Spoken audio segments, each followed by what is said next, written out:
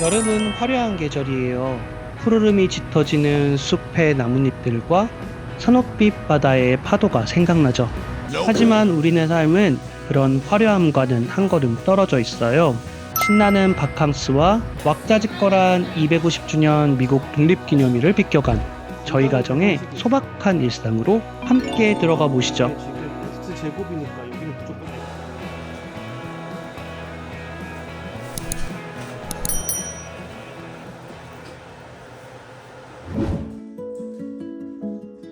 새로운 집으로 이사를 하고 나면 적응해야 할 일들이 많지만 그 중에서도 주부가 적응해야 할 부분이 바로 새로운 집안일 루틴을 만들어 가야 하는 거예요.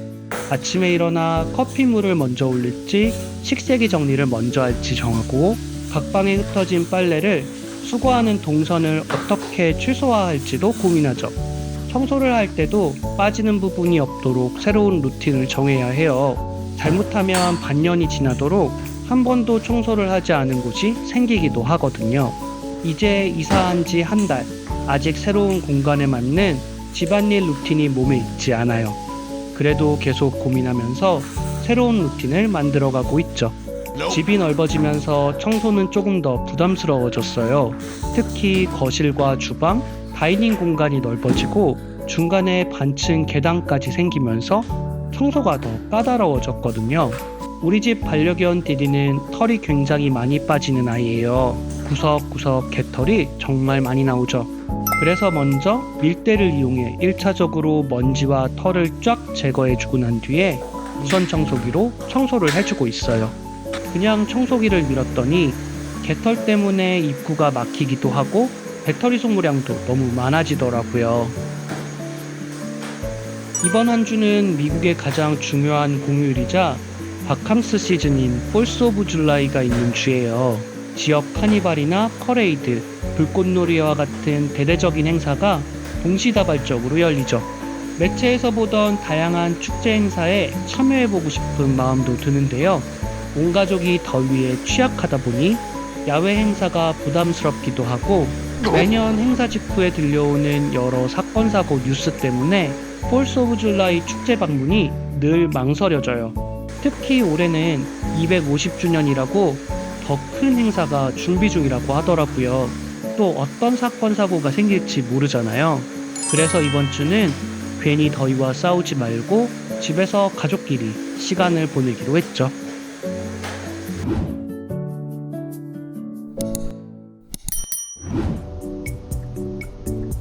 가족끼리 시간을 보낸다 하더라도 집에만 있을 수는 없잖아요. 아이가 월요일부터 목요일 오전에는 수학교실에 가는데 금요일엔 쉬니까 함께 브런치를 먹으러 가기로 했어요. 몇 달 전부터 가자고 별렀던 곳인데 오늘에서야 가보게 됐어요. 저는 새로운 곳에 가는 게 왜 이렇게 힘든지 모르겠어요. 지나가면서 알록달록하고 귀여운 외관에 끌렸던 음식점인데요. 외관처럼 아기자기한 브런치 음식을 기대하면서 가게 안으로 들어갔죠. 그런데 처음에 많이 당황했어요. 80년대 영화를 그대로 옮겨놓은 듯한 느낌의 말이에요. 오픈 주방의 열기가 그대로 느껴지고 에어컨도 없었는데요. 아기자기한 겉면과는 다르게 우악스러운 분위기랄까요? 전형적인 가족병영 다이너의 느낌이 이런 거구나 라고 깨닫게 되더라고요. 60년대에 오픈한 이 레스토랑은 여지껏 가족이 직접 운영해 왔다고 하는데요. 아주 전형적인 미국식 아침 식사를 제공하는 그런 음식점이에요. 왜 그런 거 있잖아요. 계란과 베이컨, 해시브라운, 토스트 아니면 팬케이크, 오믈렛이나 햄버거, 샌드위치 따위를 파는 그런 가게 말이죠. 불친절한 서버와 제멋대로인 음식판은 영화의 한 장면 같은 그런 가게였어요. 물론 이 가게의 서버분께서는 엄청 친절하셨지만요. 저는 전형적인 미국식 아침 메뉴, 아내는 스터프드 프렌치 토스트를 주문했고 아이는 팬케이크를 주문했죠. 정말 꾸미지 않은 소박한 음식들이었어요. 맛도 정말 정직하고요. 계란에서 계란맛, 베이컨에서 베이컨맛 나는 그런 곳. 하지만 그 이상이 있었던 곳이에요. 꾸며지지 않은 소박함이 가게 안과 사람들을 가득 메운 느낌이었어요. 저는 그 느낌이 정말 좋더라고요.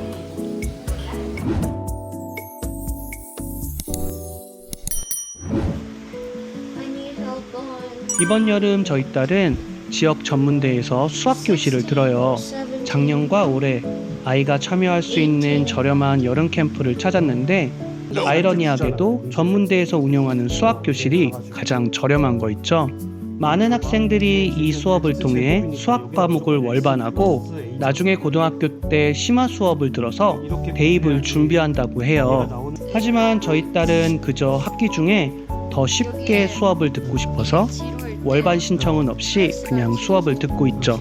작년엔 프리알지브라, 올해는 알지브라 1을 듣는데 알지브라 1부터 본격적으로 어려워지는 것 같더라고요.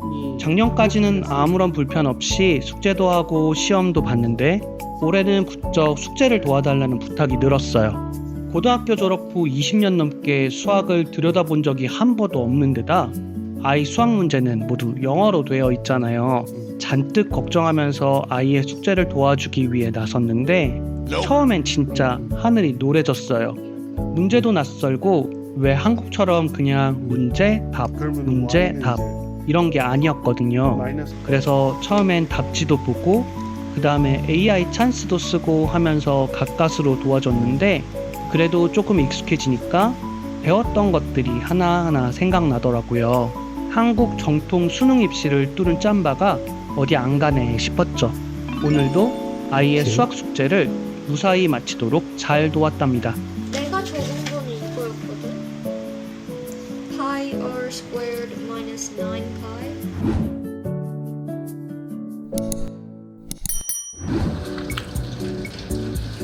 독립기념일날 저녁을 준비하려는데 비가 엄청 쏟아졌어요.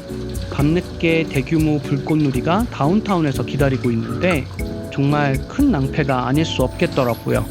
뭐 저희야 특별한 계획도 없었고 저녁 메뉴조차 정하지 못하고 있었는데 마침 비도 오고 하니까 뜨끈한 칼국수와 부추전을 해먹으면 좋겠다 싶었어요.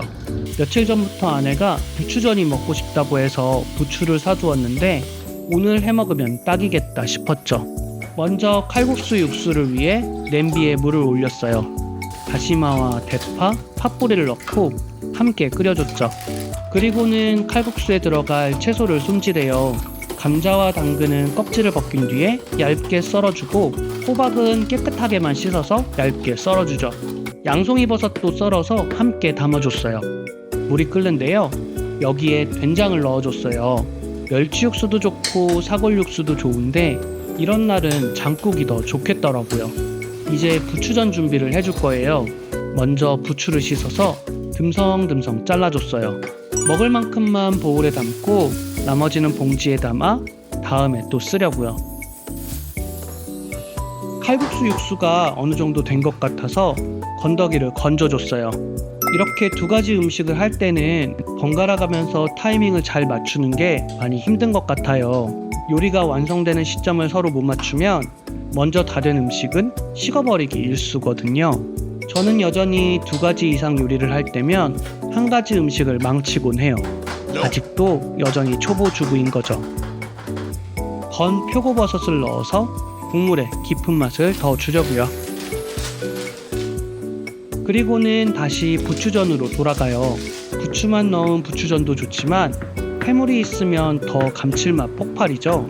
그런데 냉장고에 별게 없어요. 이럴 땐 맛살과 어묵도 좋은 해물 재료가 되죠. 얇게 채 썰어서 부추전에 넣어도 좋답니다.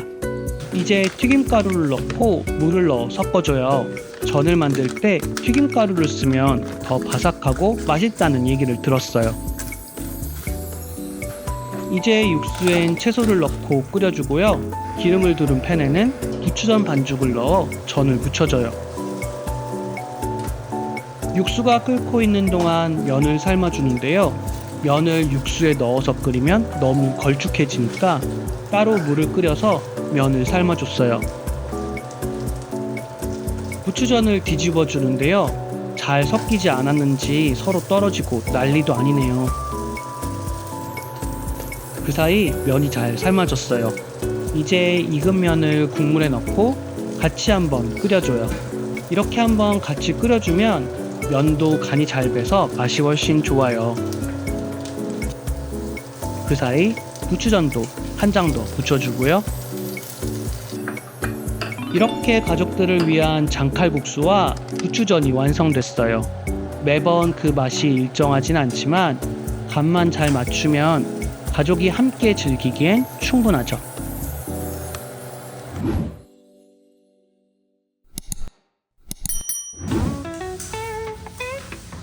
방학이지만 아내도 연구가 계속되고 있어서 학교에 가야 하고 아이도 일주일에 4번이나 학교에 가니까 저로선 특별할 것이 없는 여름이 계속돼요.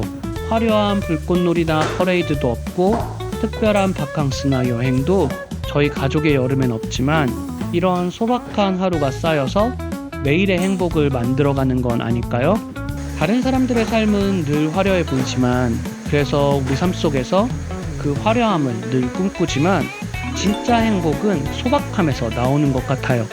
집안을 청소한 뒤에 깨끗함, 아이 숙제를 돕고 난 뒤에 뿌듯함, 정성 들여 준비한 식사를 맛있게 즐긴 뒤에 포만감 같은 것들 말이죠. 여러분들은 어떤 소박한 행복을 누리시나요?